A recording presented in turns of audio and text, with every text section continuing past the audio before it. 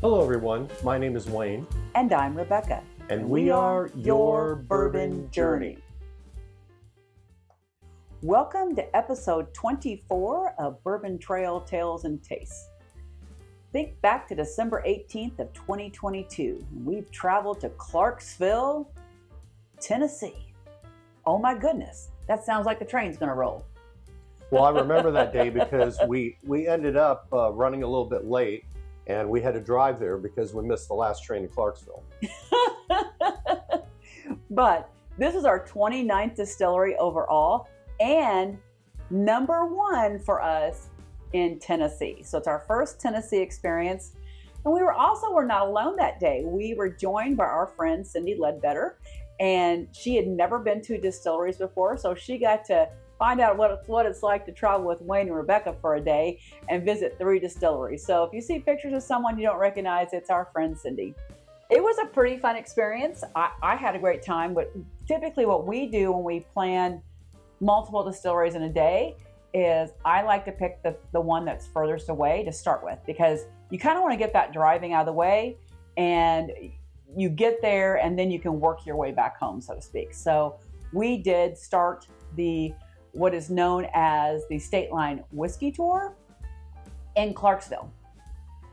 I'd like to share a little bit about the Stateline Whiskey Tour. So let's share some photos and I'll tell you a little bit about it. You can pick any place to start, but it depends on where you're coming from.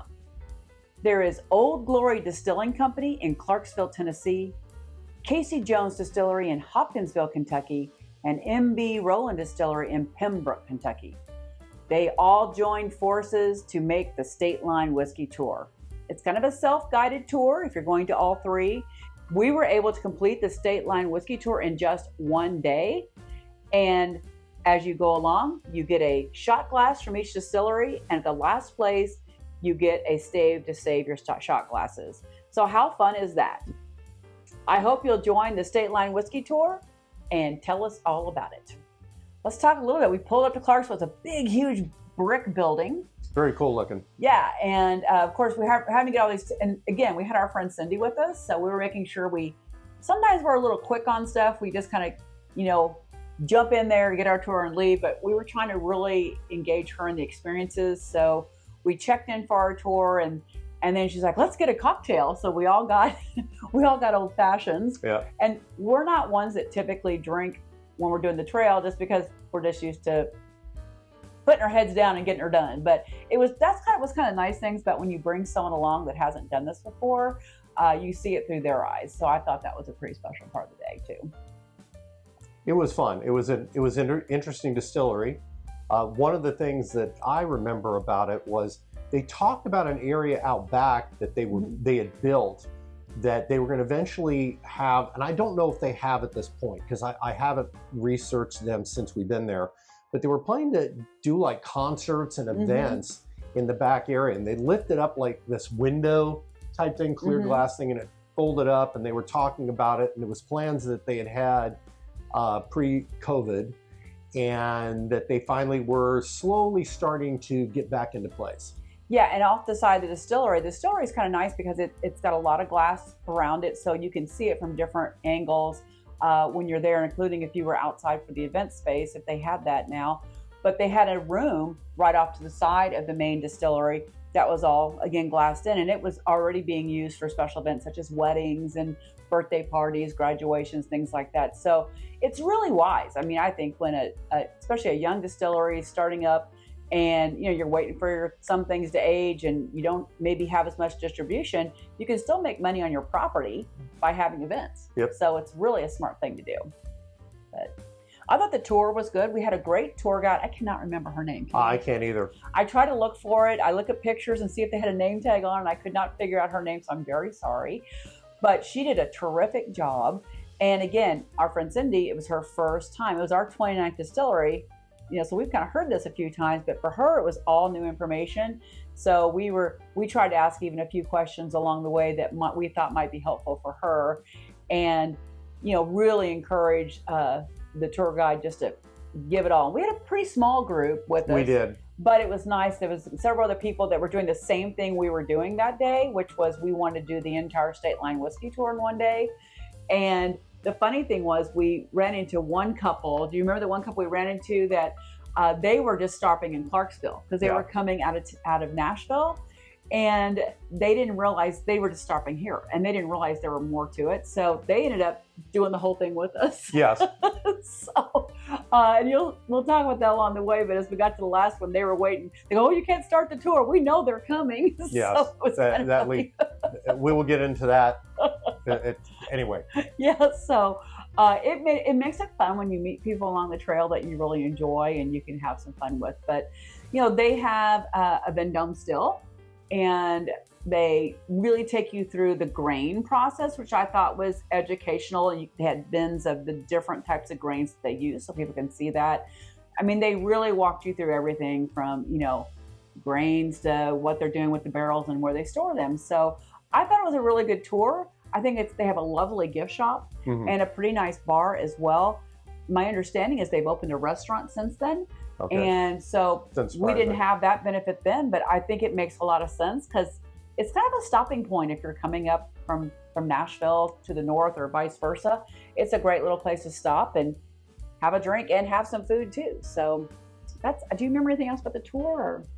Nothing specific, other than, I think we did go outside briefly, if I remember correctly. We went outside just to take pictures. Okay. Yeah, and we bought a lot of stuff that day. One of the things, we're doing this because this is their bourbon, so we're going to taste this. But I remember one of the other things I purchased that day was a jalapeno moonshine. Yeah. And I pretty much got it so that you could enjoy it with Bloody Marys. I don't know where it's at.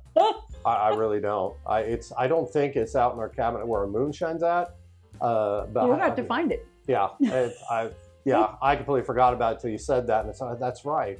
And I would have used it in a Bloody Mary, but we got some time coming up. So yeah, it's not. I bet it's not gone bad. No, I very much doubt it. Moonshine and things like that really don't go bad. Yeah. So let's talk a little bit about the taste for today, and I'll share a little bit about what this bottle is about and why we decided to purchase it that day. This is the Old Glory Single Barrel Tennessee Bourbon. Now, I know you're thinking Tennessee whiskey, but Tennessee whiskey does start out as a bourbon. But the classification is a straight bourbon whiskey made by Old Glory Distilling Company. Its mash bill is 73% corn, 19% rye, 8% malted barley. It was aged at least 4 years. The proof on this, they're not shy with this single barrel, is 118.3. They used a char 4 on the barrel. It is barrel proof. And if you track bottles and such, this was barrel number 195, bottle number 15 out of 215 for this. We did purchase it that day in December for $76.49, which I think is pretty good for a single barrel at that proof point at the Old Glory Distillery. So we were trying to think when we opened this, we think it was probably, since that was around Christmas time, it was probably sometime springtime of 2023. So it's probably been 2 years since we've tasted this. It's not a first taste for us, but considering probably how much our palates have evolved in 2 years, it's going to be pretty interesting, I think. Yeah, I didn't even remember that we'd opened this bottle.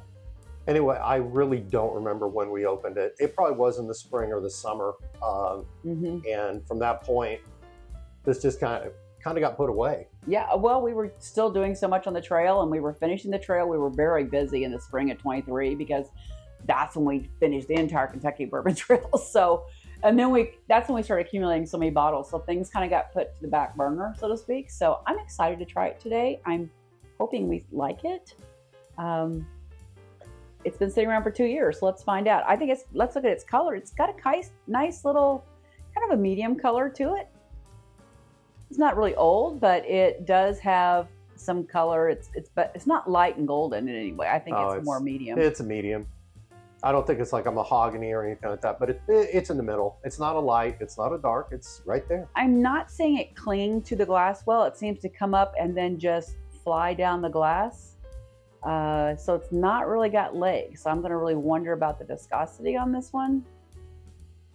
Well, I have a rim formed, but then it's basically just yeah. beads, and I've got a couple beads that are really trying to work it. We'll find out as we get into it a little bit more. Let's check out the nose. There's a lot going there. It definitely smells like bourbon. I've got cinnamon notes coming forward. I would agree with that. I think there's caramel. Mm-hmm. I'm not getting any kind of fruit. For me, it's kind of caramel and cinnamon. And if you get a little too far in it, you can definitely get the ethanol. I mean, it's not strong, but it's like if you're really sitting there trying to figure out if there's more. Well, remember, it is 118 proof. Well, yeah, there you go. I would say cinnamon caramel. Yeah. That's it.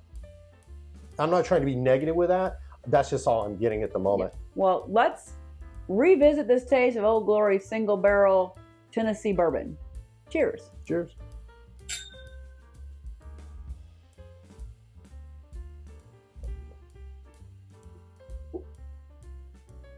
I got a nuttiness. Of course, it's warm. This is my first sip of the day. I probably should have had a warm up, but that's okay. I'm immediately getting barrel notes, and I don't know if that's maybe alluding to what you're talking about with the nuttiness, but at this point for me, it tastes a little more barrel. It's not bad. I'm going to do another noxious. sip just because my palate is not acclimated at all for the first sip of the day. Yeah, it's definitely got a nuttiness to me. It's very peanut. It's reminiscent of some Jim Beam feels, right? I mean, it's got that kind of nuttiness. Heaven Hill has some nuttiness, but it's not the same as the Jim Beam nut. This reminds me of Jim Beam nuttiness. I would agree. I don't mean to not have many original thoughts at this point with it. It's very limited. It's not bad tasting. There's just not, it's got one or two things right now, and that's about it. Now, for me, the cinnamon's almost candy-like. That's kind of turned into my sweet note, which is kind of weird. It's a spicy cinnamon, almost like a red hot. It was more baking cinnamon on my nose, but the caramel is not very present or sweet on the palate. But the sweetness, it is kind of like that candy red hot for me. And that is a sweet, and I love red hots and hot tamales, those little candies. And that's kind of what it's reminding me of. Well, I will say this, it drinks its proof. There's no doubt about that. It drinks 118 and I would guess 115 to 120, somewhere in there. There's a note though on the front. I may actually take a sip of water and try this again. Because there's something there. So I'm gonna try this again because there's something on the front that I'm starting to pick up and I'm not sure what it is. I just thought I'd go back to nose, see if I could find any nuttiness on the nose, and I'm just not finding that. I think it is the nuttiness. And it's a specific nut. I almost think it's peanut for me, but you might get a different nut. You eat a lot of those mixed nuts, so you may have a lot of nuts in your mind. Besides your wife, of course. Well, that's different. I don't want to get in trouble, folks. I almost want to say it's a walnut because the nut, it's not sweet, and it may be the lack of sweetness that's kind of picking that, or putting that in my head, excuse me. Because normally I like walnuts, but walnuts are bitter, and when I get them, it's every once in a while I'll eat them. And it's that's the only thing that's coming through. It's right at the front. And I'm still getting mine's more still like a peanut. It's not like a honey roasted peanut or anything like that. There's not a sweetness, but it's like a basic peanut that almost the type, we were at a ball game the other day where you crack open the shell and you eat it. So it doesn't have any of those finishing salts or anything to it. It's just a basic peanut. And then I'm still getting this red hot cinnamon candy kind of a thing. That is my sweet hot note, so to speak. But we should probably take a sip and talk about the finish too. Okay. And I'm going to go back to say it doesn't really have a lot of legs or a lot of viscosity. So it's kind of running through quickly. I think that's why we're having to take so many sips. Excuse me. Because it's not really clinging. And when you don't have something clinging, you have to take more sips to figure out what you're getting. It's not, sitting there for a bit so we can identify it. Well, for me, I'll start. The finish, like I said, it's proofy, but I find it fascinating. It's not It's not going down. I don't have this like Kentucky hug. It's actually staying in my mouth, the heat. You're talking about cinnamon. I get cinnamon. It's more like a dry type cinnamon. That's what I get on the finish. And a little bit of, I want to say like a black pepper. There's notes of this. I would be curious if this were a little bit older, because there's notes of this that are wanting me to say there's leather, but I don't think that's the case. Yeah, I mean, for me, I find the finish to be kind of medium. I do feel it like this. I can feel it here. It's not overbearing. And for 118.3 proof, it's kind of a gentle finish considering that. But again, I'm going back to the viscosity, and it's probably not clinging heavily, but it's pleasant.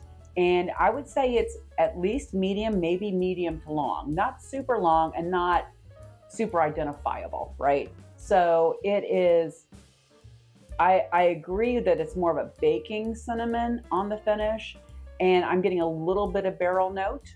I wouldn't say it goes to leather or tobacco for me, but it's definitely more that char note is what I'm getting. And again, with that funky kind of more baking cinnamon. So it started out baking cinnamon on the nose, went red hot in the mouth, and then it's more baking cinnamon again on the finish. So it kind of took a trip around the world there for me. I mean, generally speaking, what do you think overall? Overall, I think it's okay. I don't think it's a bad bourbon. I think that every bourbon that there is made for somebody. You know, whether it be your high-end Wild Turkey or Jim Beam, all the way down to your bottom shelf seal like an Old Crow. And I think that I don't think it's bad. I just don't think this one's for me. Yeah, and I think we probably made our best choice that day because yes. we, you know, as far as, you know, we were really discussing what bottle to buy, and you probably know we're not Tennessee whiskey fans, generally speaking. So the fact that they had a Tennessee bourbon, and I did, the bartender did give me a small taste of it that day. I mean, I remember doing that. I can't remember the taste, but I said, I don't want to buy it unless, because we were just going to get some flavored moonshine, to be honest. But because I tasted it, I thought it was, okay, we should have this on the shelf as an example of a Tennessee bourbon. And I think it's pretty good from that standpoint. I'm glad we went with the barrel proof one. They had some that were small batch and they were like 90 proof, and I didn't care for those. I thought this single barrel proof one was a lot better. And I still think it's pretty good. I'm now having memories that we may have had this with a cigar in the springtime. That's possible. And the notes on this that are making me feel like that might be really enjoyable, and I might want to try that again. Well, I think it probably would work. There are some bourbons that are really, really good that you don't want to pair with a cigar. And of course, because the cigar will change your palate. Yes, and there, quite frankly, there are, there's cigar blends that are made specifically for that. But sometimes we found this out. Even those, you kind of like it doesn't work. Depending on the cigar you pick. Right. Yeah. So I mean, I found it fascinating. I mean, I think you're right that you run into a bottle that this isn't supposed to be with a cigar, quote unquote, but it works. And this one has some of those notes that it wouldn't overpower a cigar. Oh, it definitely would. Especially thinking about some of the profiles that we enjoy in a cigar. And this one would probably complement some of those. So I think, we put this on our mental list to pull it off the shelf next time we're outside having a cigar and try it out. Because it's not what I would call a sweet bourbon. It's definitely leaning more toward a savory bourbon. Agreed. Without being obnoxious and bitter. So that's actually a really good call on your part. Very good. And I just want to show too that, because we went there, this whiskey trail, this Stateline Whiskey Tour, you get a shot glass at each spot if you get your book stamped. So this is our shot glass from visiting Old Glory. And yeah, we did them all. So we'll be showing you eventually that we got them all. But anyway, I think this was pretty good. It was kind of fun to revisit this. And we'll be having 2 more videos related to this as we finish the Stateline Whiskey Tour. So stay tuned for that. We'd love you to watch the whole Stateline series. That would be pretty fun. Yeah, because it all connects together. Yeah, absolutely. So with that, Old Glory, as we get ready to back out of the driveway to head to, was it MB Roland? Yeah. We'd like to give you a big cheers out there. If you like what we do, hit the subscribe button. Always remember to drink responsibly. Cheers. Cheers.